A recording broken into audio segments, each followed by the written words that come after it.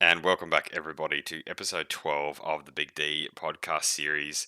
I am joined yet again by the one and only Schamgz for another DCS podcast where we are talking all things, obviously, DCS, getting into the nitty gritty of this game and what it means to be an amazing combat simulator pilot. So, welcome again, Schamgz. Thanks for joining us on this one.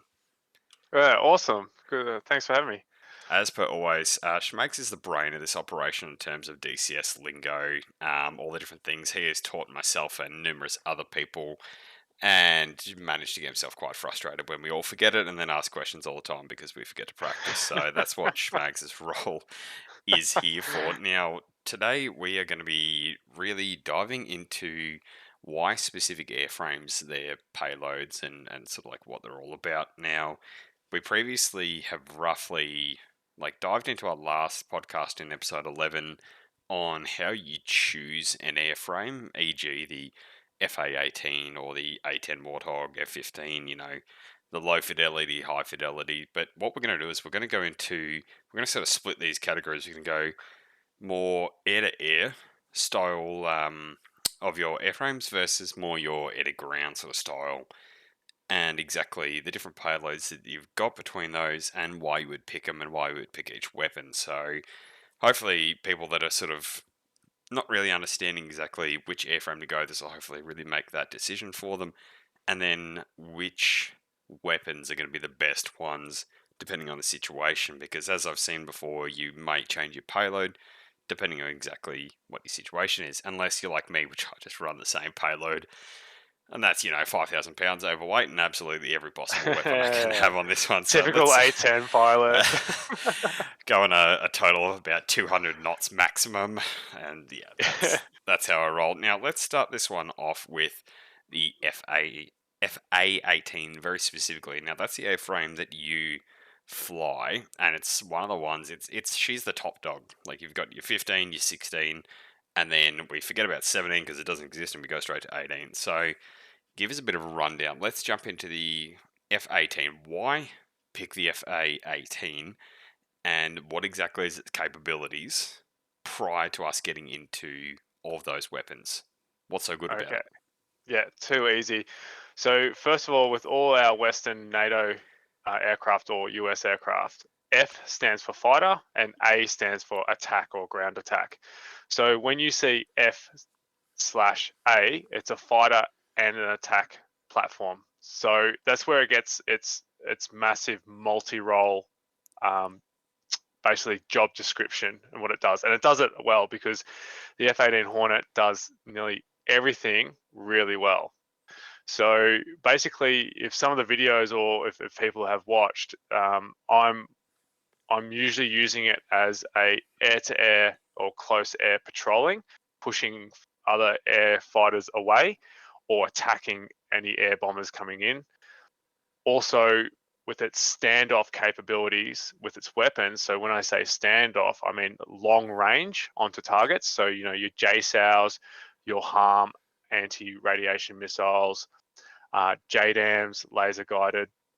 So those, oh sorry, I forgot to mention the Harpoon anti-ship and also Slammer medium-sized cruise missiles. That's what the F-18 does. The Hornet does. It does nearly everything. It's got a weapon for any situation and it can defend itself really, really well. So the way that I use it with you guys, so when we're playing together, I'll take on the role as my loadouts consistently. I've got the AMRAAMs and the anti-radiation because missiles, because we do come up against some really gnarly SAM site systems. So the SA-10, SA-11, SA-19s, what else? 13s, 8s. So when myself and the other guys with the Hornet, we can push out forward and suppress those. So seed suppression of enemy defenses. And once their radar systems are suppressed, the A10s, the F-15Es, the Harriers can come in and deed them, destruction of enemy air defenses and clear them out. So if people are looking to get into something that can also do the air-to-air, but also air-to-ground with a huge standoff capability, the F-18 is the frame to use. And that's good that we had a chat about this a while ago and exactly how we operate our Yep. nightly sort of matches. And like the F-18s go in first, and then you sort of have the F-15s and F-16s patrolling at the same time, while the A-10s are, taking 20 minutes to catch up. And by the time the airs are actually Yeah. clear and all those big radar systems are down, then that's where obviously the A-10s come in. So the FA-18 very specifically it's quite state of the art. It's multi-role. You're getting in there first. You're seeing the shit Yep. straight away, and you're the one being able to clear it because very often we've seen where we need to be able to capture some of the airports. The A-10s can't just cruise on in there with an SA-19 sight No. radared right at No. them because we get shot down. Like no matter how much flares and chaff you use, there is only so much dodging that you can do Yeah. and then when you Yep. fling those J cells, obviously that's where you see the areas completely clean up. So the FA-18 is really, if you want to get into the thick of it and you need to be the backboning workhorse that's going to be needed. Like, there's plenty of times we've got the A10s and we're just getting shot down by the ZSUs and even manpads and just things because there's too many of them. Before you know it, the FA-18's coming in just flinging things from 10 clicks away and just absolutely demolishing around. So it's quite a Yeah. crucial role. Now, in terms of how hard it is obviously depending on how well you're able to practice and how much you pick up on it. But let's go back over some of those weapons. So you mentioned the J cells. Now Yep. they're a very long range, fling it and destroy everything weapon. Yeah. So they are literally GPS guided. They're essentially a gliding bomb. So you got two types with the Hornet. You have the 154A and then the 154C. So the A is the cluster, and then the C is just a 500-pound uh, bomb, penetrating warhead bomb.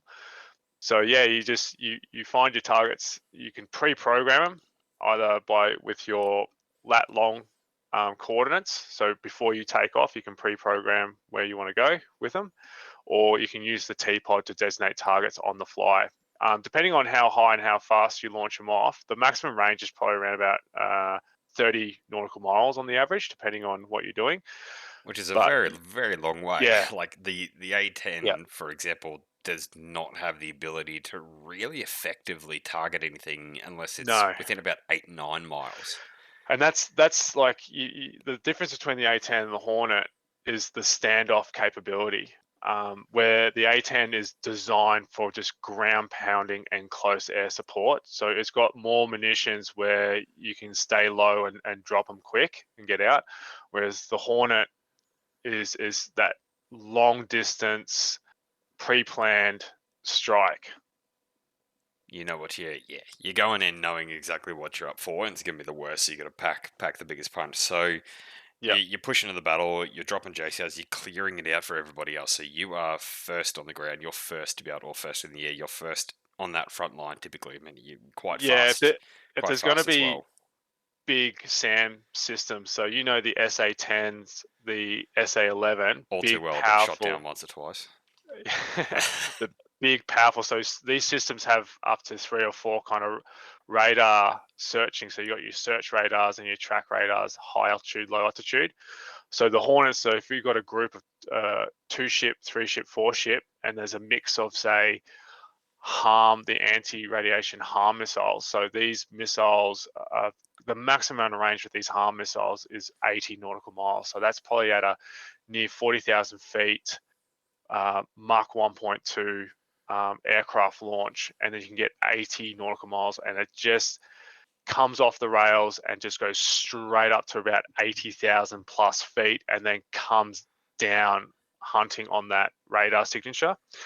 So when you've got a 4 ship of Hornets with those, and you just swarm these powerful SAM site areas there, and once those search radars are gone, then you can have another ship of Hornets with JSOWs launching them up. So they become like, if you get groups of 2, 3, 4, even 8 Hornets, they become a powerful swarming aircraft. Yeah, and that's exactly that. That's the capability that they're really, really known for. Now, Yeah. that's taking on targets with the F-18. That's taking on some targets from long distance. That's clearing. What are you Yep. using when you get a little bit closer?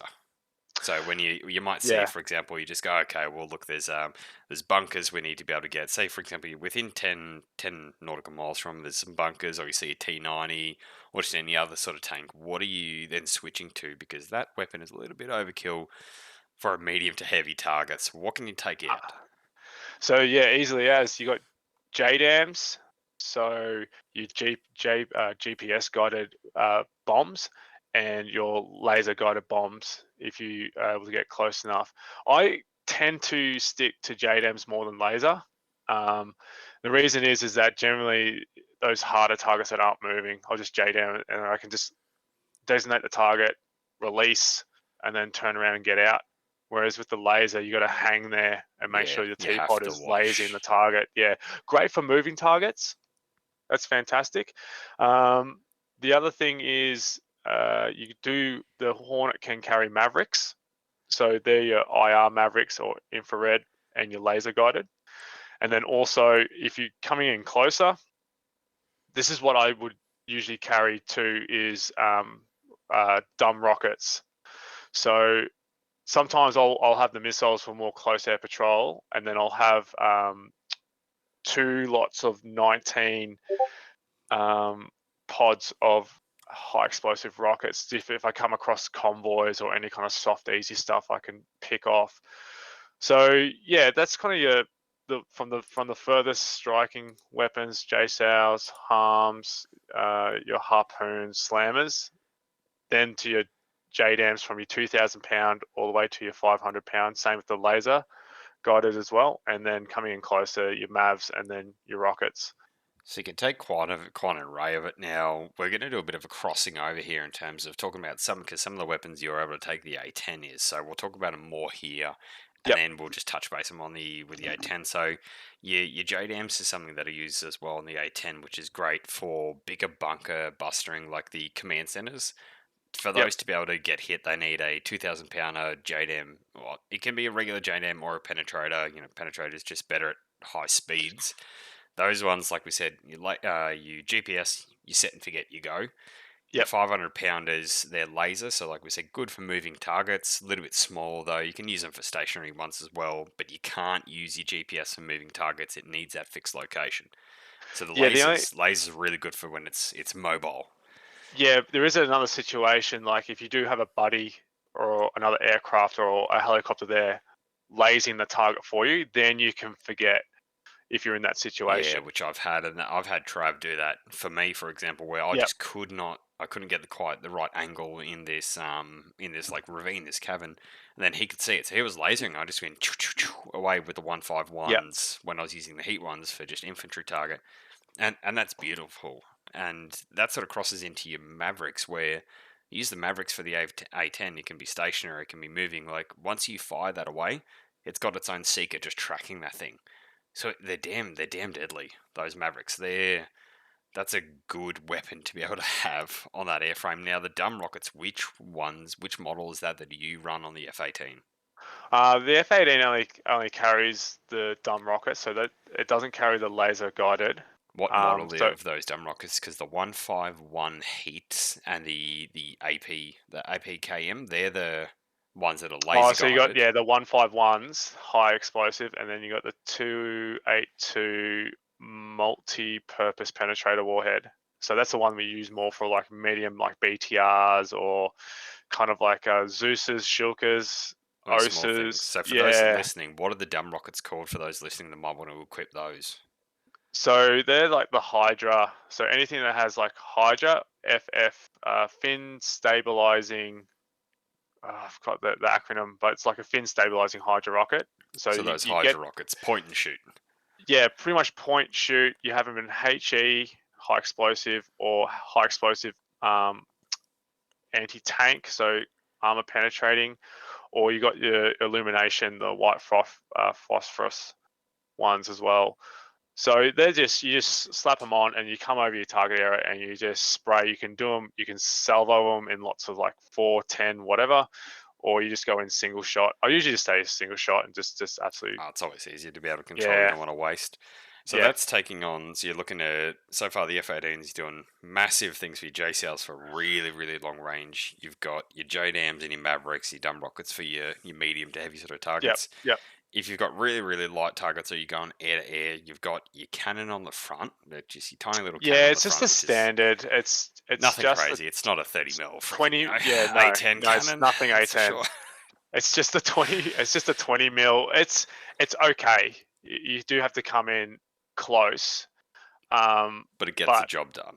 And there's like if you need to use it, I tend, if I'm in that situation, if I haven't got any like you boys in the A10s to call up and come in close and finish off what I need to finish off, then I might do it. Otherwise, I just leave it for the A10s. And that leaves the final part of you're in an air-to-air battle. You may sometimes Mm. need to dogfight with your 20 mil cannon.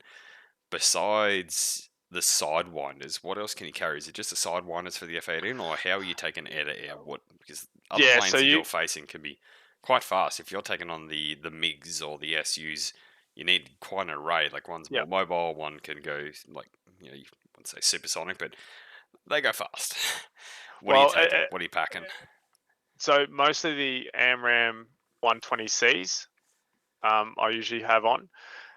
So with the F-18, so your internal and external wing pylons, and not the wing tips, you can carry double racks of AMRAMs. So you can carry a maximum of 8 AMRAMs on the wings altogether, and then 2 on the body.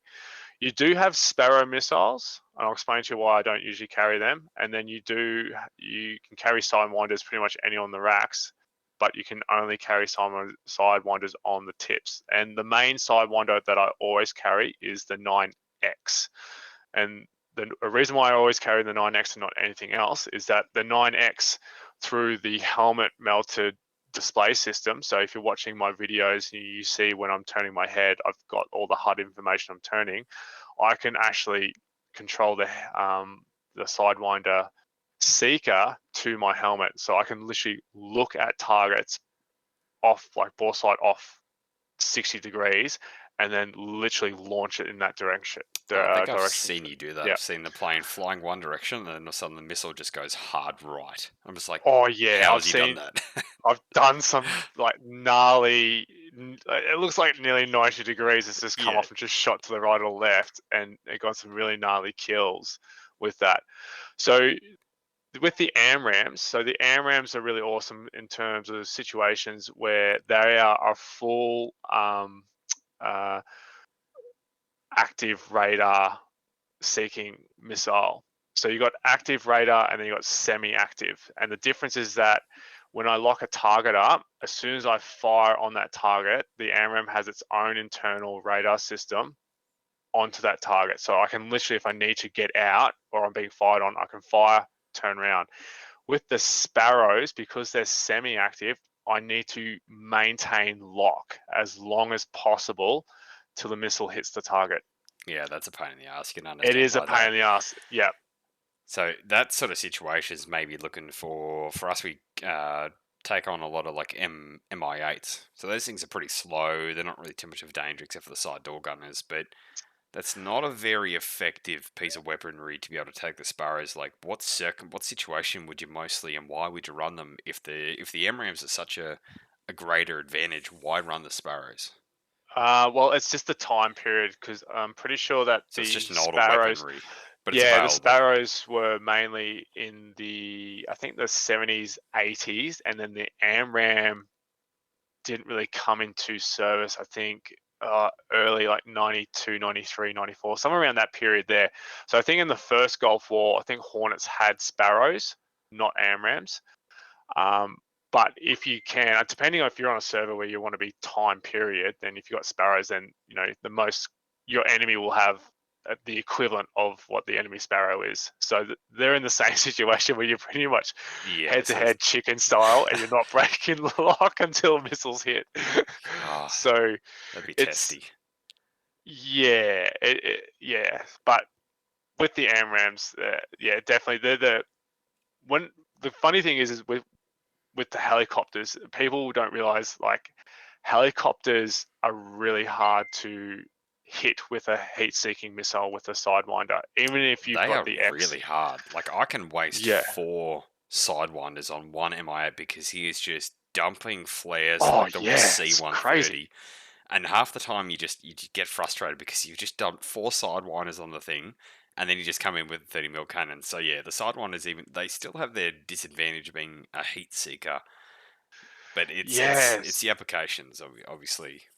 Well, if you look at the helicopters when they're designed, so if anybody's listening here, if you jump on the DCS, look at the Apache, the Mi-24, the Mi-8s, nearly all the combat helicopters, the exhaust shoots up into the rotors, and then the rotor wash just dissipates all that heat, and then they have the ability to dump shit tons of flares when they get fired on. Well, they'd have to. They're not very Yeah, maneuverable, so their defense, and that yeah, makes that 100%. makes sense. Now, let's recap on that. So the FA-18, very much specifically, and the reason why we're covering the FA-18 and the A-10 is because they're quite similar to a degree, and I'll be able to make that connection in a minute. Is that if you want something that's extremely capable from air to ground, and you are really the main person that you're sort of really called upon in a lot of the battles, just because if providing you've obviously got the loadout on your Yeah, frame, you can really be extraordinarily versatile. Now you can flex that up or down depending on what you want. You could go a lot more air to air, you could go a lot more air to ground, obviously depending on the application. But the FA-18 has that ability. So if you want to be fast as hell and have the yeah, ability to take on some extreme payloads, then go for it.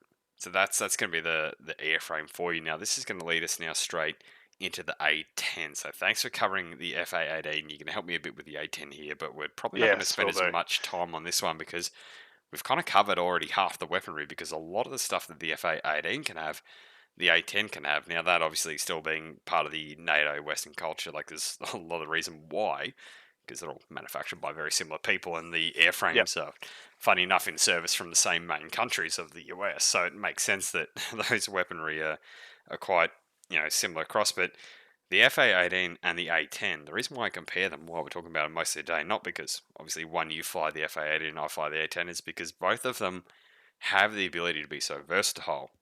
yes, Now with the A10, very much specifically, I run a all combat situation mix of my yep. payload. Now, the sidewinders we won't touch on, but that's something that I run. I run them for defense purposes. You That's all do you got. not run them Is for that's attack all the defense purposes you got. on an A10. Like, if I see MiGs or SUs coming in there, the first thing I'm going to do is look and go, okay, is there one? Sweet. I'm feeling a little bit testy. I've been flying for 2 hours. I'm out of everything. Let's give it a crack. If there's two, it's a hell no. I'm getting out of there. But if things start happening, I can turn harder than them and then make an attempt. Now, you might be able to shoot one down, two down. It's such a 50-50 when I'm using them, but they are for defensive purposes, and I've proven that many times again. So I Yep, carry the sidewinders. Now, yep, the Mavericks is something we've touched on, very, very much the same, using them for air to ground, roughly, depending on how high you are, when the Mav sort of seeker can really attach to that white hot tracking, because you'll use your T-pod to be able to find where the targets are, and then yep. you'll be able to use your Mav seeker to be able to switch. It doesn't always work. Sometimes it likes to do it within about 9-10 miles, sometimes 5 to 8, depending on what's around it as well. It's not Yeah, always 100%. perfect. It's gone off heat. Dependent on the IR signature, your speed, your height. There's I just mean, and so many variables, like, yep, But the reason why I run those ones on the A10 is because if I've got a convoy of BTRs and T90s, like, there's no point me switching from a laser weapon to a Maverick because I have to wait for that laser to hit. You can just go, just launch them all within 10 seconds of each other and completely just obliterate a yeah, you convoy. can rail off so many so quickly, Absolutely obliterate a and they just convoy. slap. They just slap Oh, all it your heavy armor, no makes matter me what. happy every single time, and they almost never miss unless you get too close. Now, you can Yep, do the great thing about why they're so versatile is because you can use your teapod to be able to find them. You can shoot them off your teapod as well, but it's a lot slower. yep, You can use your Mav Seeker once you've found them, or if you want to be really, really tricky, you through your not through your heads up, but through your, I always forget what's the screen right in front of your face. HUD. That's the one. That's Yep, awkward. head-up The HUD. display. So you Yep, can use that's your right. HUD, and you can have that. Oh, I forget what the symbol. It's like a circle with a bit of a line Yeah, sort of it's the through it. bore sight. The Yeah, borsa, that's the one. So you yep. can use that. That's mapping around in front of you. So if I'm close to a target and I've already pre-designated where it is in my heads up, like in that rough area, I can just flick that straight to it, point down, and shoot it within 500 bloody meters, pretty much. Like they are versatile if you know how to use them to your advantage. I honestly think in the whole game, the A10 has the best MAV firing system. So whether you're doing it through your T-pod or through the MAV seeker, or even creating a SPI through your Jahamix helmet melted display, and then moving the seeker or the T-pod to that area and then It's launching MAVs great. off. It's it is such a cool system, and when you've mastered it, you become so deadly because the MAV is the biggest standoff weapon that the A10 has. I run out of them too quickly. Like I said, if I That's could have it, that's if the I could, issue, isn't they're, they're, it? they're too good. You can fire Yeah, all six of them in yeah. one run if you want, and then cry because you've got none of them left now. That's so the That's a side that's one a is big missile. Like in real life, it that thing is a is. big. It's like nearly. I think it might be over 500 pounds with a shape charge, That's a cone shape thick charge. boy. Yeah, That is a it's a big, thick, big. It's a thick, thick boy. slow missile. It's not fast, but it's just yeah. No, see, you don't want to waste them. So Mm, moving into now to the inside frame, so you've got sidewinders on the edge. You've got, I think it's like a teapot on one side because the teapot can't yep, go in the center, so you sort of sacrifice a bit of your weaponry there. You hit mavs, and then it goes into the. You can have a I think lot you of come different into your configurations. rockets. I think Yeah, this is where when you got your mavs for your heavy armor, so you know that you want to try and save your mavs for the heaviest of armor you're going to your come across, which would T90s and be all that sort yeah of stuff. Yeah. T90s, any of the T series tanks, stuff like that. And this is where you come into the laser guided rockets, which I Oh, think are absolutely awesome. beautiful. Very similar to what you have the ability to run. Same thing, but different in a way. I was running the M151s, which I only figured out were heat. Which, look, for the targets that I'm attacking, it was still penetrating them all. You might get your odd time where a BTR, if it hits the front armor, it might do the half damage if you shot them from too far Yeah, away. So then once I switched to the M2A2s or something like that, 282 282 MPPs. penetrators. So those Yep. things just slicing through armor like there's been almost no fault. Now you can rack those things. You can go single rack, dual, What do or you run? Triple? three. I run triple, so I've got 21 on each side. Yeah, So 7 in a pod. so Yeah, I've got 42 of these heat, just so these many. laser, these overkill weapons. Now the Yeah, only downside is you have to get within about 5 mile. So you're quite vulnerable if you're taking on anything radar wise or any man pads or anything yep, like that. So yep. you become vulnerable just sitting there waiting for this slow ass missile just to be able to hit your target. And a lot of times, if I'm taking on, say, for example, an SA9, it's mobile, by the time that target is just about to hit, you see it stop and start turning. So it's a waiting game of, am I about to get fired on? Or is my missile about to hit? So Well, that's why you've got so many countermeasures you can dump. but it still makes me sad every time. So it's a great missile, but the problem that I hate about it is you Yeah, have to be quite close. But I mean that's the A10 in a nutshell. You're flying close, so I then you mean have to obviously that's that's where your A10 life, bro. countermeasures. Oh, it's the A10 life. You can apparently you can fly with only one engine, but I've yet to see that in the actual bloody game. As soon as you lose an engine, you're gone. But Oh, what? Yeah, I've seen you those, fly one engine before. mm, You're just still heavily loaded. not when You it's just got to jettison all your stuff. just dump all the fuel. But that's what those rockets are really, really good for. Quite close, or if you've got, like I said, a moving convoy, it allows you to be able Yeah, to hit the yeah, first target, they disperse, and then you just 30 mil cannon into that, which is yeah. You're not beautiful. wasting your big mavs No, on just light, really light armor targets. So don't want to those, waste your mavs. You want to make sure, and this is why I'm obviously running such a wide variety of these different weapons, yeah. and that pushes in now to your center, your underbelly. Now, there's three different slots that you can do for these, but depending on your Ooh. weight, you can't always run everything. Now, I was running the unguided. Well, what were they? They were the 95s, I think, for the 2,000 pounders, or the 105s, which were a dumb vol. Are we talking about? Are we gun bomb, The cluster, 2,000 pounder dumb JDAM. bombs. Yeah, 2,000 pounds. Yeah. Was running those, but then when switching to seeing you guys running the JDMs and knowing that they were GPS and learning that, they are beautiful. So running twin of those. Now twin kind of makes the airframe a little bit overweight, and I don't actually know how this thing takes off, but I don't question it because it does. Now I run twin of those. Now the reason why I run twin of those is because I can either bunker bust, Yep. or if it's too much of a testy situation where, say for example, and I'll touch on it later, I've got clusters. But those clusters are CCIP, which means I have to actually manually nosedive into the ground, which leaves me very, very vulnerable in terms Yes. of if there's either a man pad, because man pads you can just pre-flare and you can usually get out of the way of sort of things. If I'm running the JDMs, I can always drop a JDM in the middle of that and take out pretty much most of those guys with a 2,000 pounder. If I'm Yep. running the cluster bombs, which I think, don't quote me, it's either the 95 or 105, and there are 10 times armor penetrating. I run the armor penetrating because it allows me to either nosedive onto the targets Yep. for those, or I can still use it for infantry. But that's what I say about vulnerability, and this is where you got to pick your poison in terms of things. I was running a 500 pounder laser guided, but it wasn't powerful enough. So by switching to the cluster, yes, I can get a lot more, but if you're nosediving onto a BTR, you are risking losing an engine or a wing if one of those manages to clip you. So there's pros and cons to really, really running those cluster bombs. Yeah, it's all depends on the situation that you're in. And I guess the cool thing about the A10 is that you carry a variety of munitions, so you kind of nearly cover all your bases.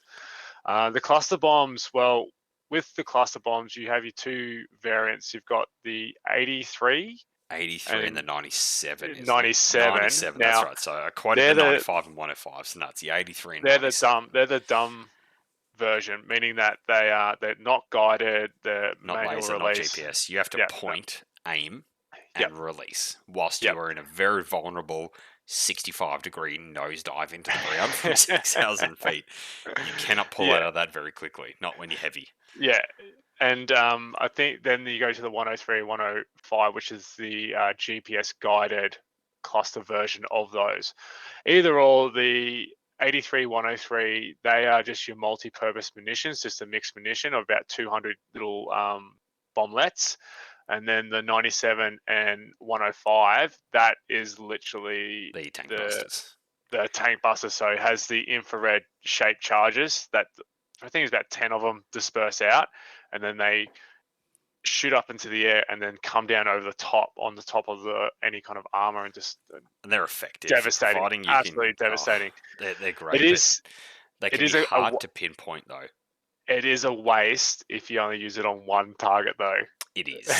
Look, like you shouldn't waste on that. So I run quite a large array of things Yeah, because I want to be able to take on every single situation. I want to be able to defend myself in the air. I want to be able to be that person that needs to be able to come and mop up, because that's essentially what the A10s are for. They're there to be able to mop up everything that, for example, the FA18s cleared the way, and then the A10s just come up and just devastate everything else while the FA18s are off refueling, yeah, rearming, and then taking on the next target, or defending the MiGs or the SUs that are coming in from around us, because the A10s get quite vulnerable, especially when you're trying to lock onto a lot of targets. Like if you're in a laser lock, or you're just trying to hunt for targets, you're trying to focus on that ground, and it can get quite distracting where you can't really focus on the ground and the air at the yeah, same time, especially if there's manpads, ZSUs, or anything else that might still be there that could yeah, actually be a threat, or even a BTR. If you're close enough to the ground, that thing will shoot you out of the sky.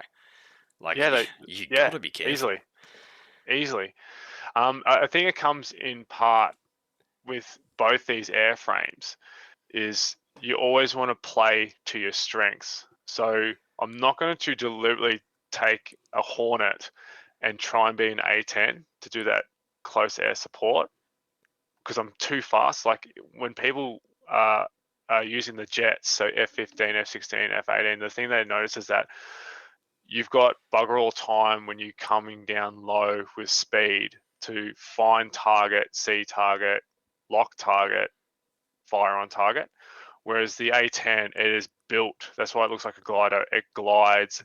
You got so much time on target. You can get whatever weapon you're ready on target. You can loiter and search and identify your targets. You can So take your time, and I mean, often I will yeah, actually, if I really need to take my time because something is hiding within like a forest or it's really within a built-up urban area, I can bring my throttle right back to idle, and I can yep, glide for just yes, K's and not even have to worry.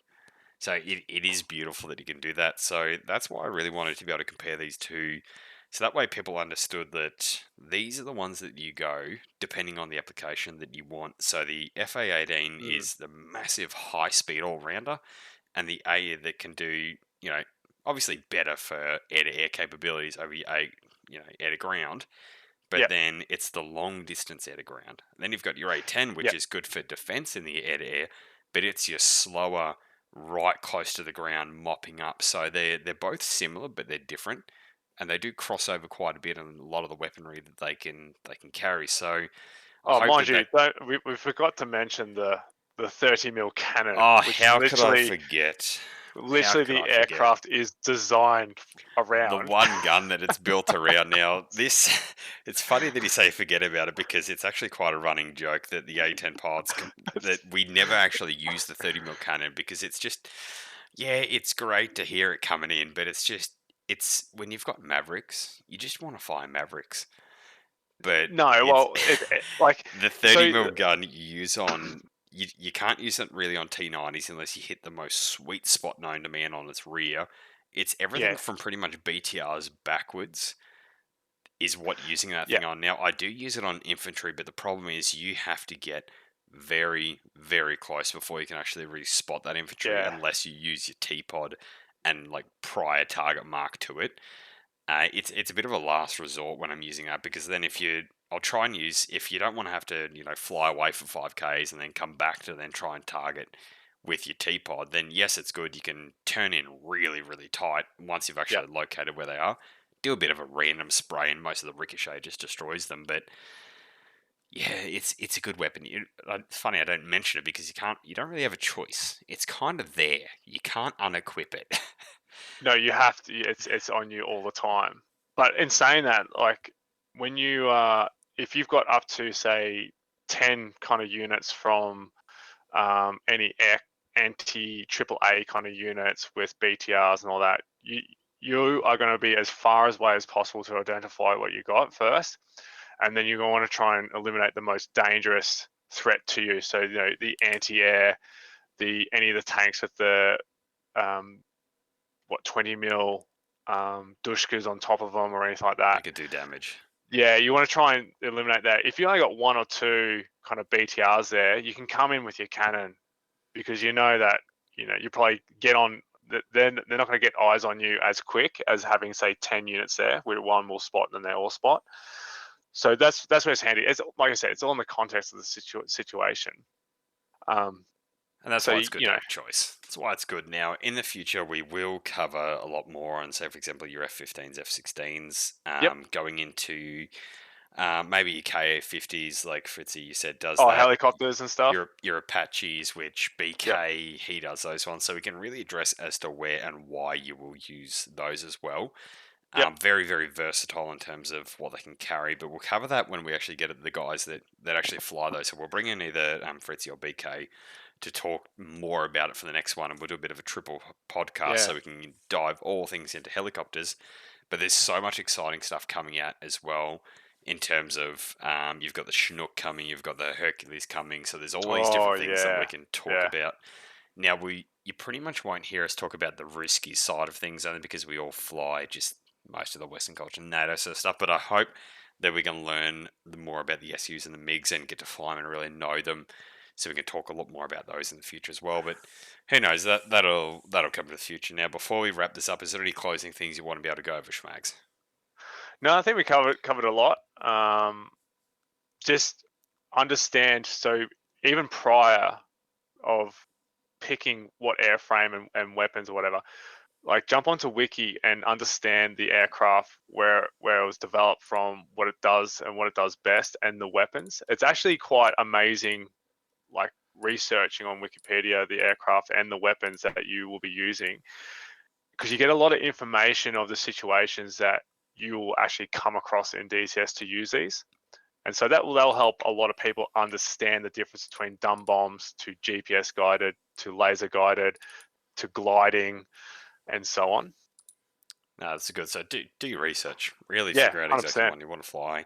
Look, you might pick an airframe. You might really try it. Might hate it.